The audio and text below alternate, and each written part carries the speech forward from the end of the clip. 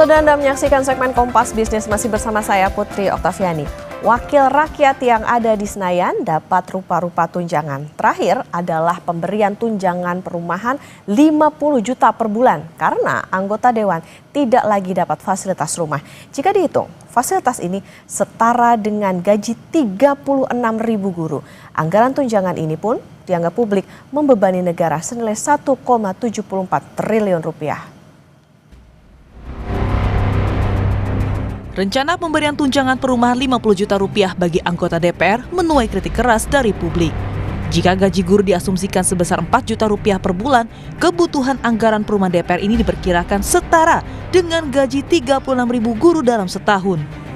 Anggota DPR RI fraksi PD Perjuangan Andreas Hugo Pereira bilang akan mengikuti aturan jika nantinya ada perubahan angka soal tunjangan bagi anggota DPR maupun ketua. Andreas menambahkan, total gaji dan tunjangan sebenarnya sebanding dengan ongkos politik yang dikeluarkan. Ketika saya masuk di DPR, saya tidak bertanya juga gaji saya berapa. Gitu. Dan ketika ya di dalam perjalanan ini kan sejak 20 tahun yang lalu.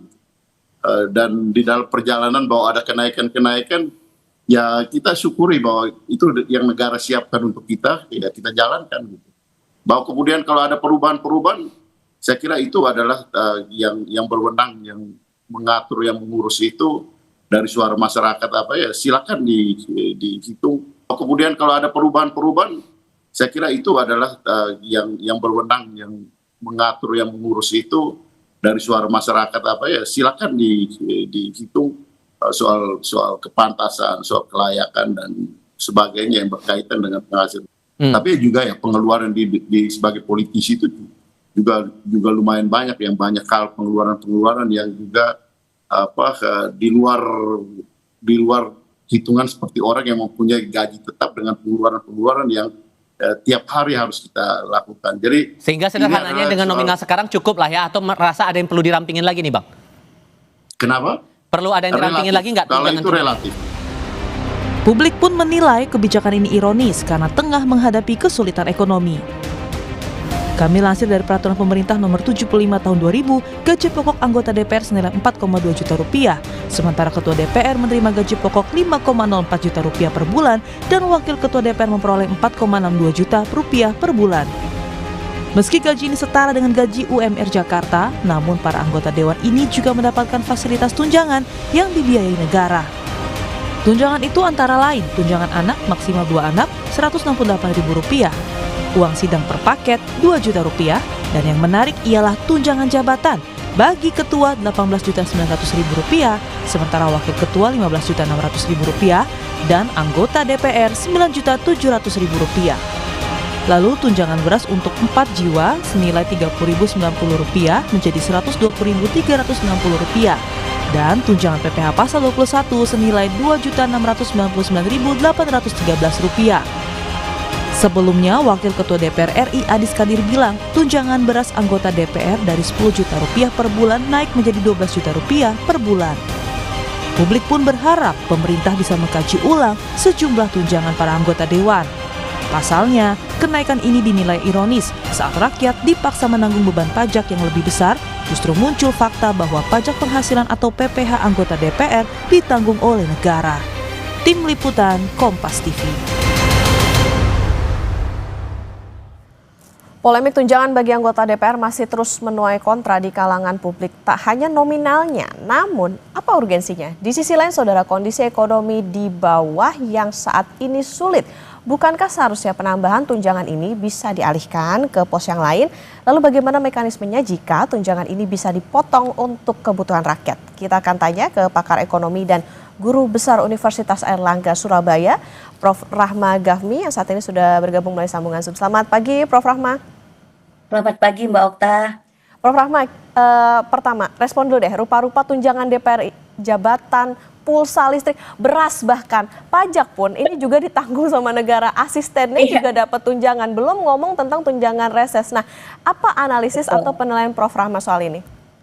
Ya, pertama saya tidak mengurangi rasa hormat saya pada Presiden dan anggota DPR RI. Ini sebenarnya sangat menciderai hati rakyat. Kenapa di kondisi masyarakat ini mengalami tekanan-tekanan ekonomi, ini rasa sensitivitas nggak ada. Jadi tidak ada sensitif sama sekali, rasa empati tidak ada sama sekali, Mbak Okta.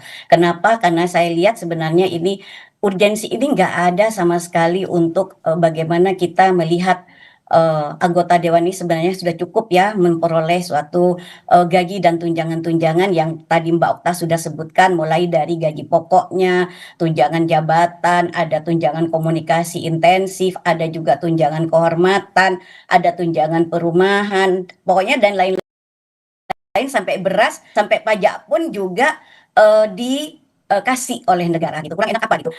Kalau saya total semua Mbak Okta itu sudah hampir 100 juta. Kalau nominalnya pastinya itu 96.784.000 per bulan. Nah, tambahan tunjangan yang diumumkan Pak Presiden kemarin itu Mbak Okta, kalau kita lihat 3 juta per hari kali 30 per bulan berarti kan 90 juta. Jadi total gaji dan tunjangan setelah tambahan ini nanti akan anggota dewan itu masing-masingnya itu akan terima 186.784.000 per orang per bulan. Nah, sedangkan kita melihat dari total APBN ya, secara spesifik saya membuat suatu acuan di tahun 2024 Mbak Okta, bahwa APBN sebelumnya kita memiliki total APBN cuman 2.774,4 triliun.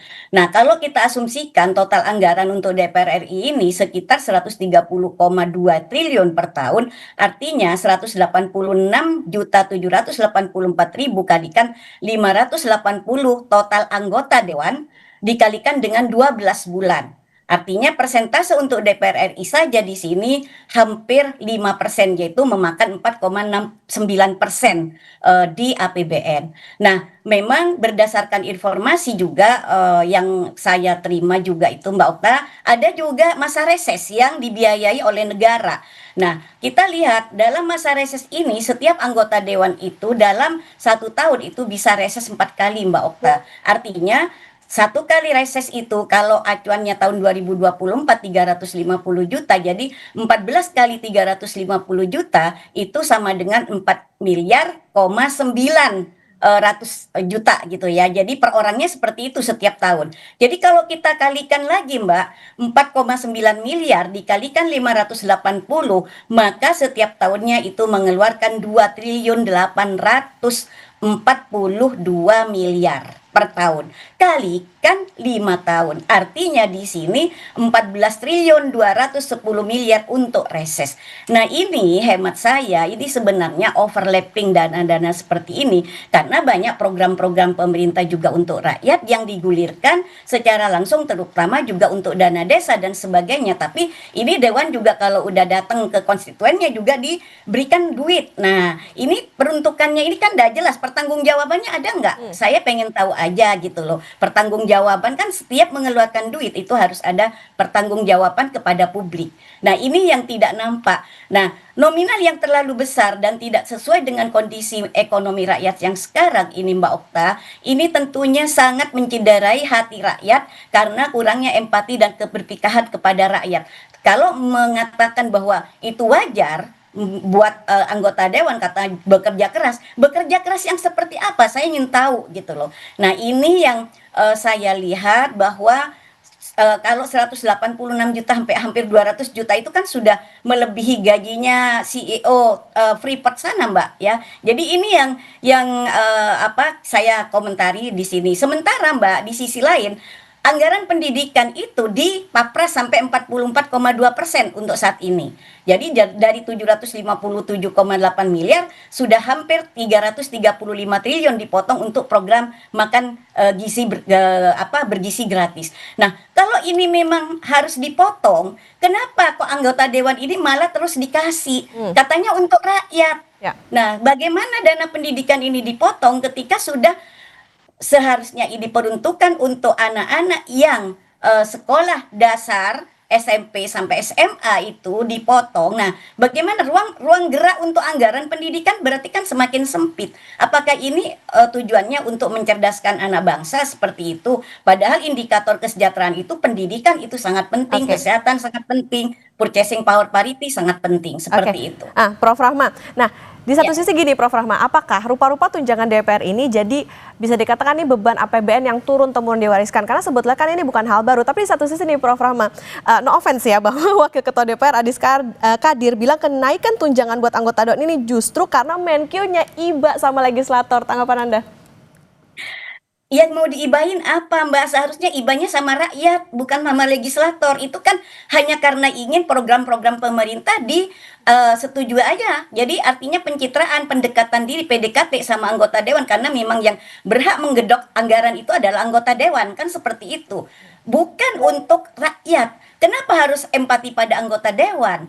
Lucu kan kalau kita ngomong sangat apa istilahnya harus memperhatikan anggota dewan terus seperti itu. Sementara Mbak, kerja yang jungkir balik dan sebagainya tidak diapresiasi oleh pemerintah. Kan ini sudah bertolak belakang dengan amanat undang-undang pasal 31 seperti itu Mbak Okta.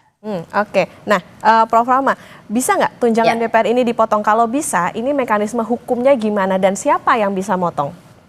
Kalau secara aturan gaji dan tunjangan anggota DPR itu memang dapat berubah, tetapi mekanismenya memang diatur ketat oleh undang-undang Mbak Okta dan peraturan pemerintah juga. Artinya perubahan itu bisa dilakukan misalnya dengan penerbitan peraturan pemerintah yang baru misalnya ya, penerbitan keputusan presiden atau kepres yang baru gitu. Hingga saat ini memang belum ada regulasi yang secara eksplisit mengatur penurunan gaji pokok atau tunjangan anggota DPR. Namun secara prinsip karena gaji tersebut itu diatur oleh PP, maka pemerintah itu memiliki wewenang untuk mengubahnya. Artinya siapa yang berhak menurunkan gaji DPR? Ya pihak yang memiliki kewenangan untuk mengubah termasuk menurunkan gaji ini adalah pemerintah, yaitu presiden. Jadi presiden itu adalah hak mutlak bisa merubah dan juga bisa diperuntukkan untuk ke hal-hal yang lebih menyentuh rakyat seperti itu, yang lebih positif, yang lebih menyentuh rakyat, bukan hanya untuk hedon-hedon para pejabat yang di atas seperti itu Mbak Okta.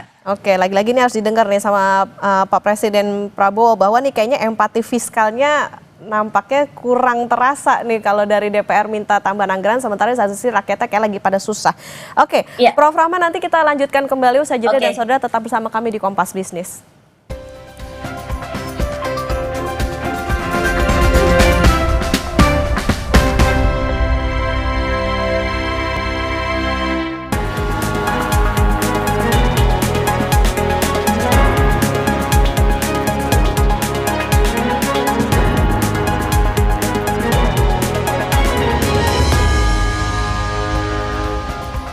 Kompas Bisnis kembali hadir untuk Anda saudara dan kita akan melanjutkan perbincangan bersama dengan pakar ekonomi dan guru besar Universitas Airlangga Surabaya Prof. Rahma Gafni. Prof. Rahma, kita lanjutkan kembali. Prof, ini bukan hal baru juga tapi bikin iri publik nih yang ngerasa dikit-dikit kena pajak. Gaji DPR bebas pajak karena ditanggung sama negara. Sebetulnya gimana sih idealnya pungutan pajak bagi anggota dewan yang dipilih oleh suara rakyat? Tidak ada perbedaan sebagai warga negara, Mbak Okta. Jadi seluruh warga negara itu harus taat pajak dan wajib hukumnya untuk juga membayar pajak anggota dewan ini. Jadi nggak ada pilih kasih karena apapun semua itu yang namanya PPh ya PPN itu memang untuk penerimaan negara kan juga dikembalikan untuk rakyat seperti itu. Nah kalau ini ada pilih kasih artinya ini bukan warga negara yang baik. Katanya warga negara yang baik itu harus membayar pajak, kan seperti itu. Nah, implikasinya itu banyak kalau misalnya dari penghasilan-penghasilan seperti itu untuk juga kebutuhan-kebutuhan masyarakat yang mendesak seperti itu. Misalnya juga bisa sebagai suatu bantuan-bantuan kepada bantuan sosial kepada masyarakat yang saat ini sudah ekonominya dalam kondisi yang mengenaskan seperti itu, Mbak Okta. Nah, namun di sini kalau pemerintah itu membiarkan anggota dewan itu tidak dipungut pajak, artinya di sini sudah melanggar dari hukum yang ada. Nah, inilah kenapa saya selalu tidak yakin bahwa hukum di Indonesia itu bisa adil terhadap pada semua warga negara seluruh Indonesia. Jadi tidak ada tebang pilih seharusnya. Kalau memang kita mau menerapkan taat pajak ya seluruhnya tidak ada suatu pilih kasih kecuali memang masyarakat miskin seperti itu. Yang kedua, Mbak Okta, kalau kita melihat anggaran-anggaran ini di mana kalau pemerintah itu sudah menjelaskan bahwa adanya efisiensi dari atas ke bawah itu harusnya efisiensi, Mbak. bukan hanya di bawah saja yang melakukan efisiensi, tapi marilah pejabat juga memberikan contoh kepada masyarakat, kepada rakyat untuk juga efisiensi. Bukan di atas berfoya-foya, rakyatnya suruh ngenes di bawah. Apa itu yang namanya tujuan untuk kesejahteraan? Apa itu yang dikeluarkan bahwa untuk masyarakat supaya bisa bahagia dan makmur, adil makmur dan sejahtera seperti itu. Enggak seperti itu. Jadi kalau memang kita menerapkan efisiensi ya konsisten dari atas sampai bawah, itu terutama adalah pemimpin itu memberikan contoh kepada masyarakat bagaimana dia juga menunjukkan ada rasa empati, ada rasa. Artinya saat ini kita dalam kondisi kurang menguntungkan ekonomi global yang berdampak pada ekonomi nasional, ya seluruh komponen bangsa juga harus efisiensi. Bukan seperti itu. Itu namanya apa? Menciderai hati rakyat. Artinya kalau di bawah memang ditekan, di pressure banget gitu. Kalau di atas foya-foya, tetap aja menikmati kebahagiaan, tetap aja menikmati euforia yang dia dapatkan dari fasilitas negara seperti itu. Iya, oke, Prof. Nah, tadi ngomongin soal adil, gimana sih harusnya postur tunjangan dan gaji pokoknya DPR? Karena ujung-ujungnya kan kayaknya jadi dibanding-bandingin nih dengan gaji PNS, terutama guru. Di sisi lain, ongkos politiknya juga mahal. Ada juga nih kemarin Prof viral anggota DPR ngeluh rumahnya jauh, jalan macet ke Senayan. Gini Mbak, demokrasi ini sebenarnya menurut saya itu agak cacat gitu loh.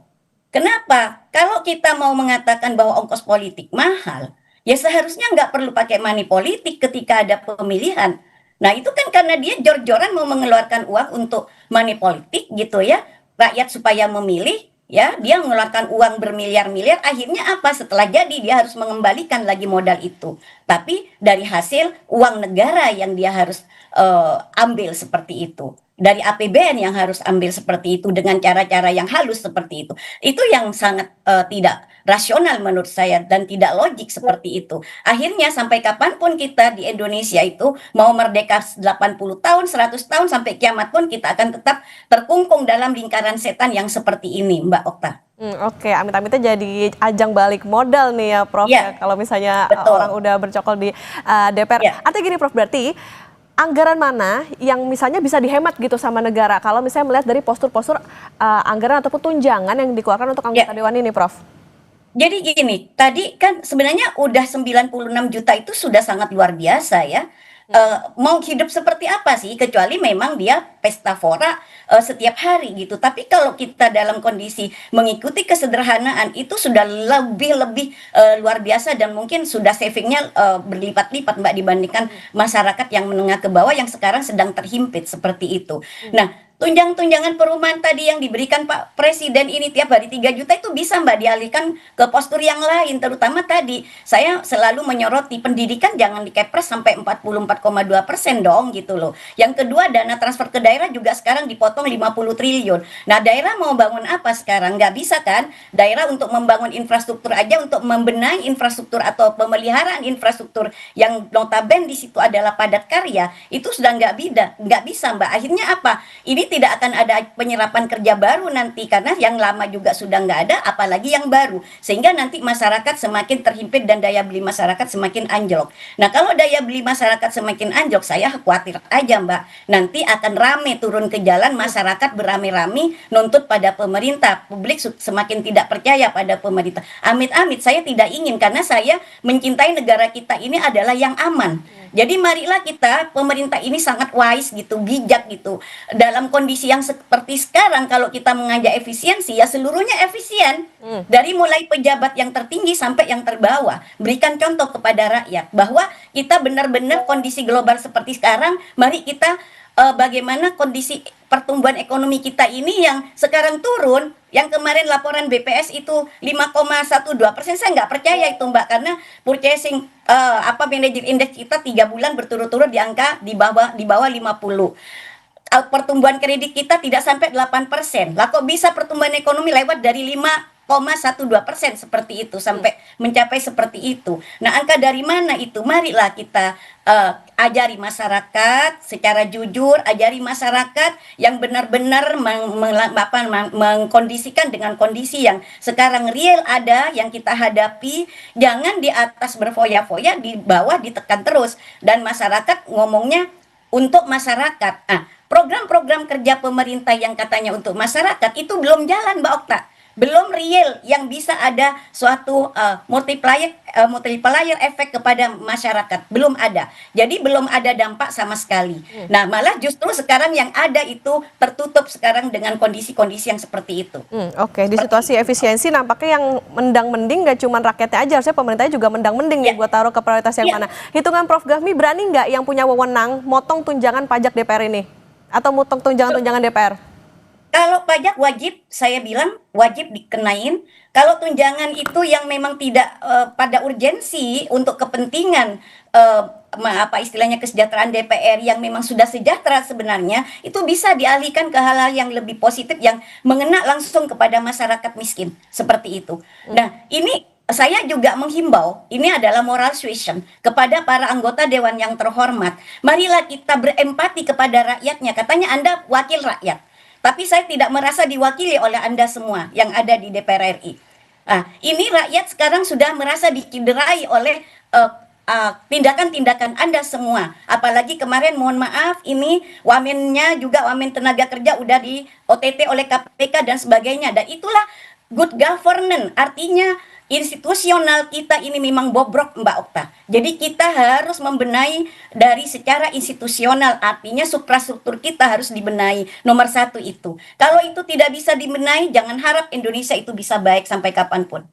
Oke, ini tentu yang jadi pertanyaan adalah urgensinya apa? Harus tahu juga nih masyarakat, jangan sampai jadi modal ajang balik modal, dan juga harus bisa melihat meskipun juga tadi kalau kata pimpinan DPR kan ini katanya karena Menkeu-nya Iba nih, jangan sampai cuma berpegang pada itu, tapi harus ada empatinya juga ke masyarakat yang di situasi saat ini tentu semuanya sedang dalam hati sedang berjuang juga. Tentu anggota DPR harus bisa memberikan contoh yang baik juga untuk masyarakat. Terima kasih pakar ekonomi dan guru besar Universitas Airlangga Surabaya, Prof. Rahma Gafmi, sudah bersama di Kompas Bisnis. Sehat selalu, Prof.